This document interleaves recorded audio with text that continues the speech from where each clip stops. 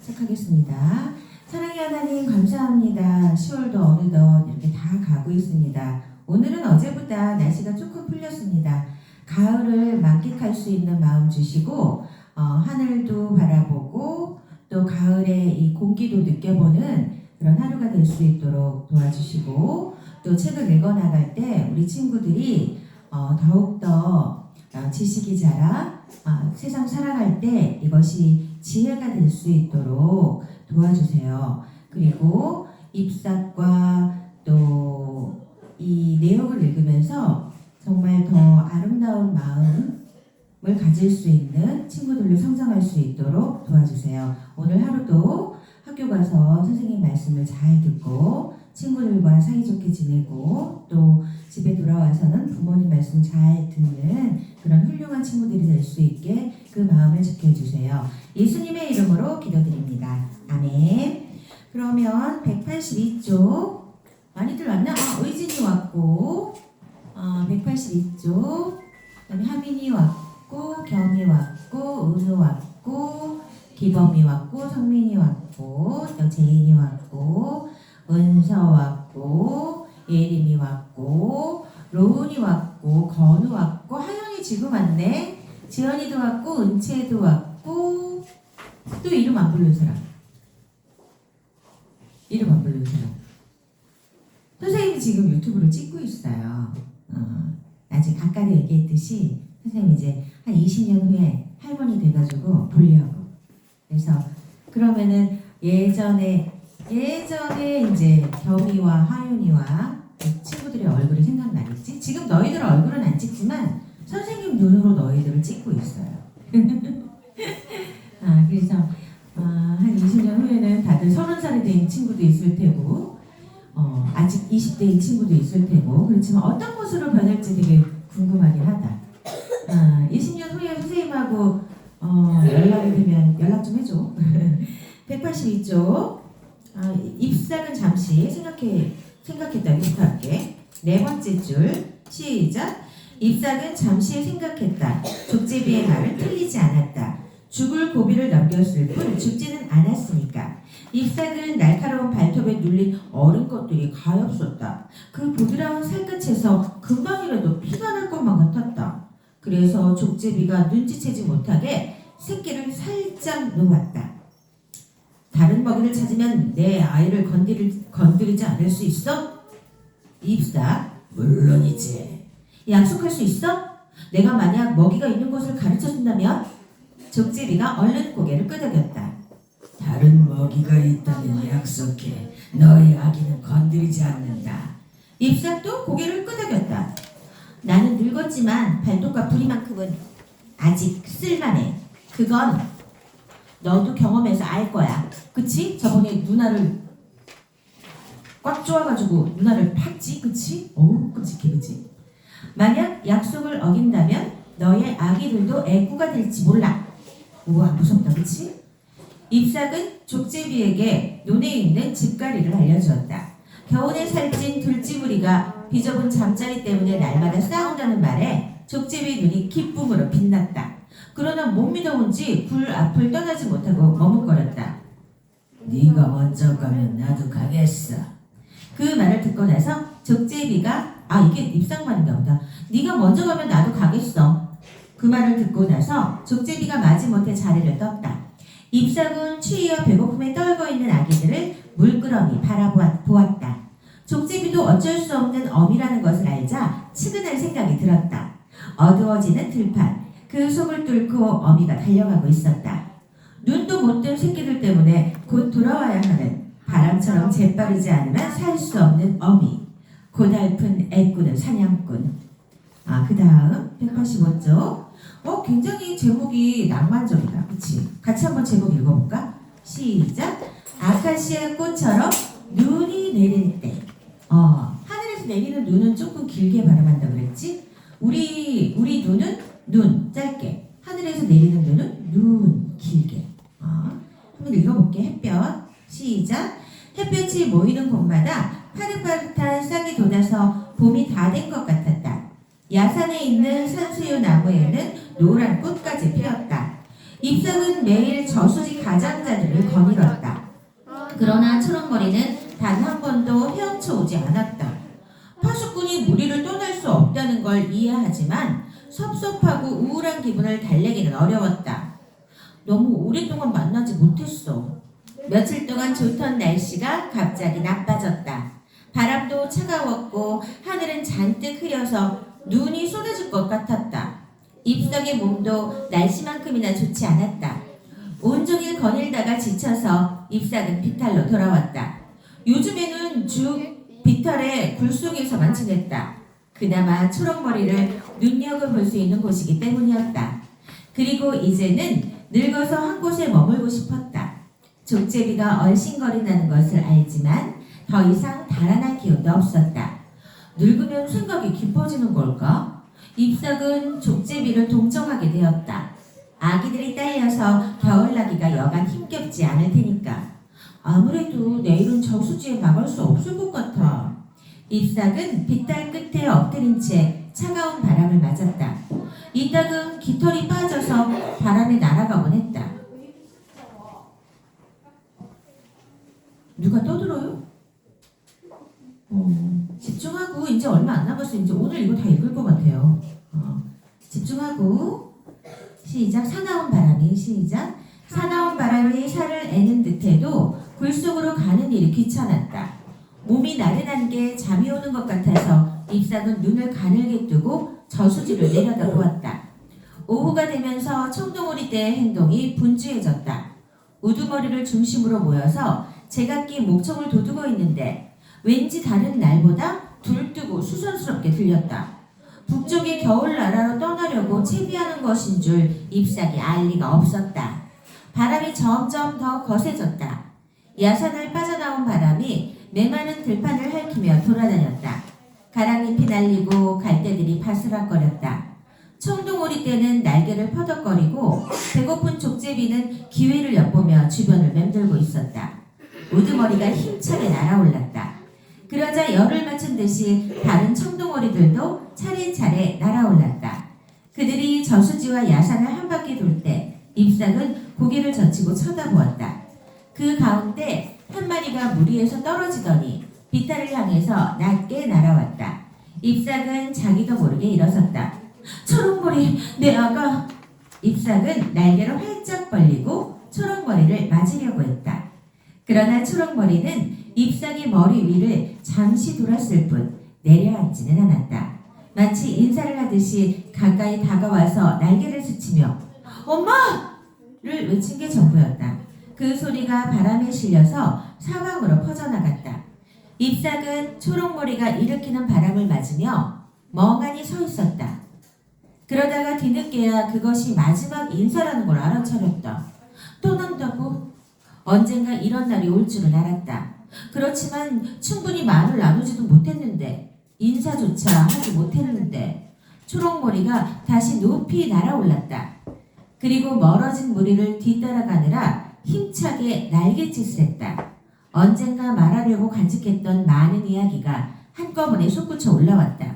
그런데 그것들은 단 한마디의 말도 못되고 그저 울음으로 터져버렸다. 초록머리가 나를 두고 가는구나. 하늘을 가렸던 청동오리 떼가 서서히 멀어지고 그 소리도 희미해졌다. 먼 산과 하늘 사이로 청동오리 떼가 점점 사라지고 있었다. 마치 하늘 저쪽에 그들을 빨아들이는 다른 세상이 있는 것 같았다. 갑자기 세상이 너무 조용해졌다. 살아있는 것들은 모두 하늘 저쪽으로 빨려가고 이쪽에는 껍데기만 남은 듯했다. 잎삭은 숨쉬기가 힘들었다. 숨 쉴 때마다 심장이 따라 들썩거리는 것처럼 고통스러웠다. 나도 가고 싶다. 저들을 따라서 날아가고 싶다.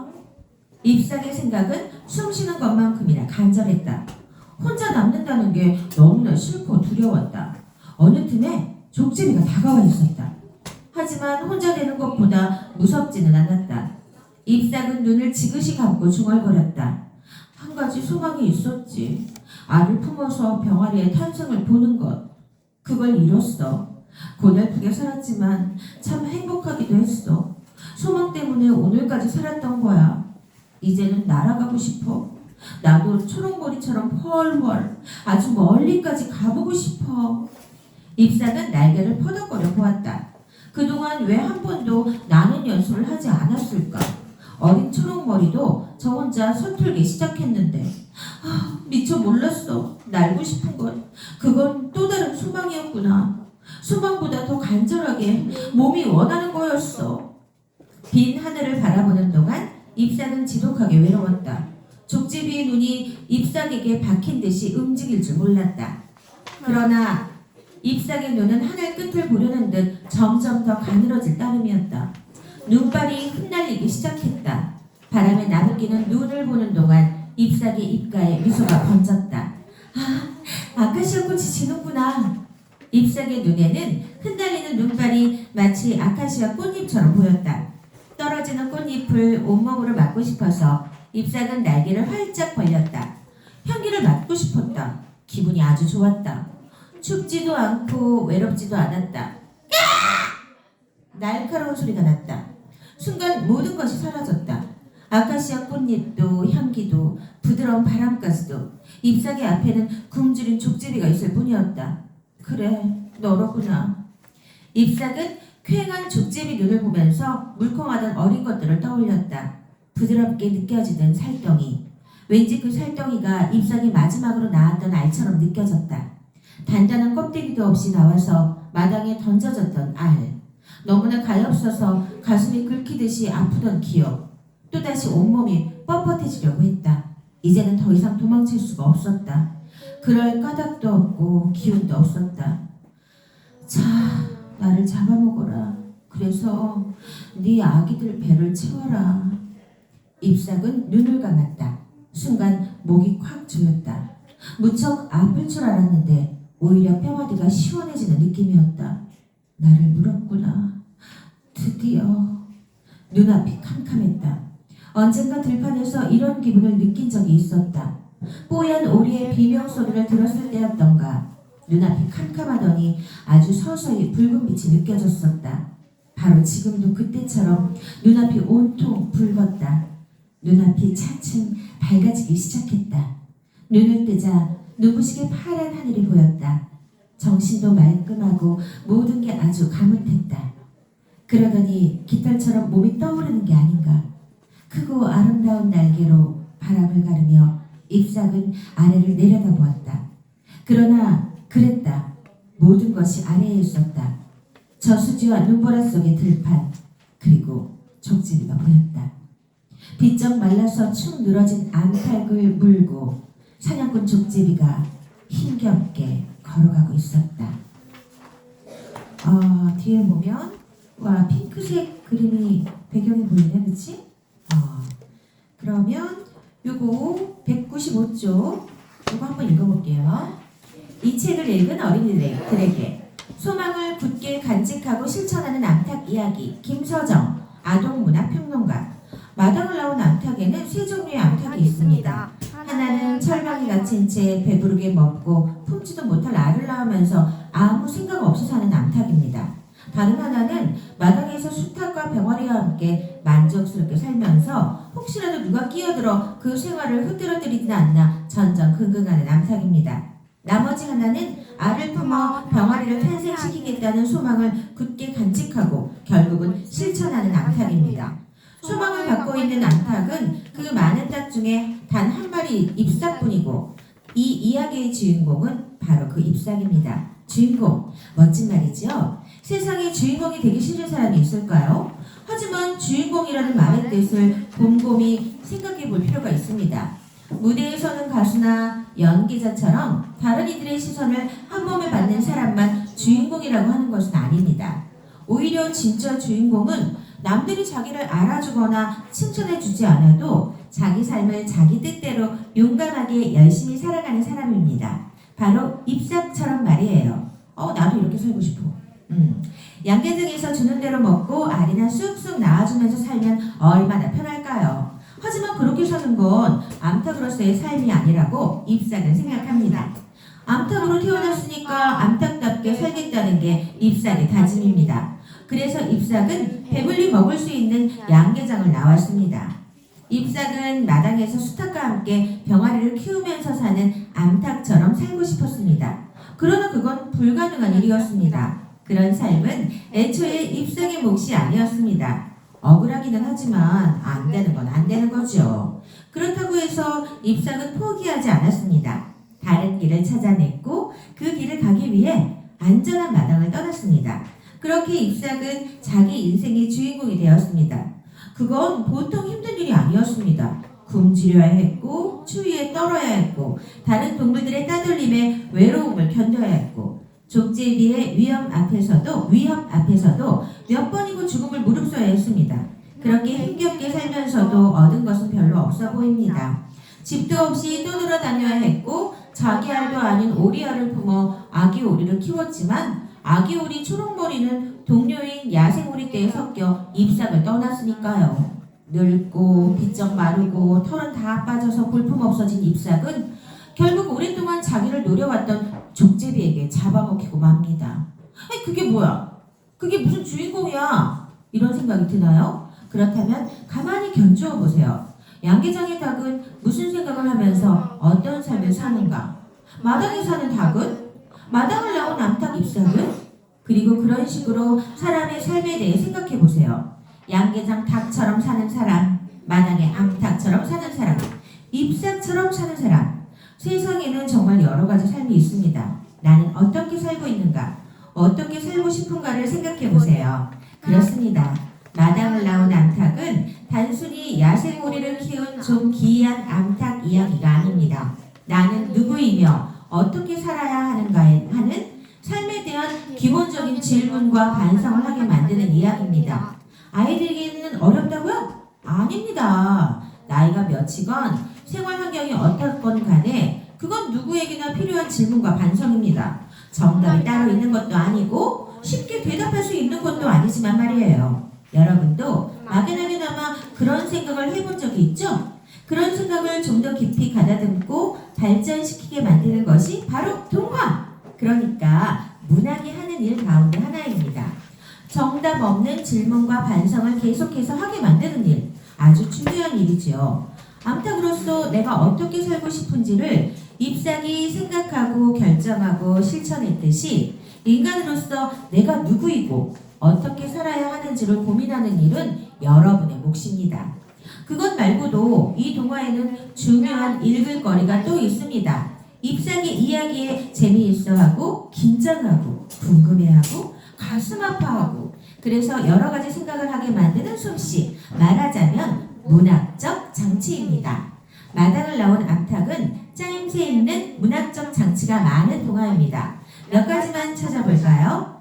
가장 눈에 띄는 점은 먹고 먹히는 이야기가 많다는 것입니다. 이 먹고 먹히는 이야기는 그저 배를 채우는 차원을 넘어서 삶과 죽음의 문제와 이어집니다. 하지만 먹는 일은 사는 일, 그러니까 좋은 일, 먹히는 일은 죽는 일, 그러니까 나쁜 일이라는 단순한 구분으로 끝나지 않고 복잡하게 얽혀 있습니다. 예를 들어 나그네 청둥오리는 족제비에게 잡아먹히지만 그 죽음 때문에 잎삭과 초록머리가 살아나갈 수 있었습니다. 잎삭은 죽으면서 자기를 뜯어먹을 족제비 새끼들이 왠지 자기가 마지막으로 낳았던 알처럼 느껴진다고 생각합니다. 또 잎삭이 잠자리를 잡아먹는 장면을 보세요. 잠자리는 자는 거고 잠자리는 그치? 곤충이지? 그치? 장면을 보세요. 홀쭉한 배에 눈만 커다란 잠자리를 먹고 싶지는 않지만 잎삭이 살기 위해서는 먹어야 합니다. 그래서 이 이야기를 읽고 나면 삶과 죽음, 먹는 자와 먹히는 자가 서로 얽히면서 순환하는 엄숙한 자연의 법칙에 숙연해집니다. 또 하나 주목해 볼 점은 잎삭이 사는 장소의 변화입니다.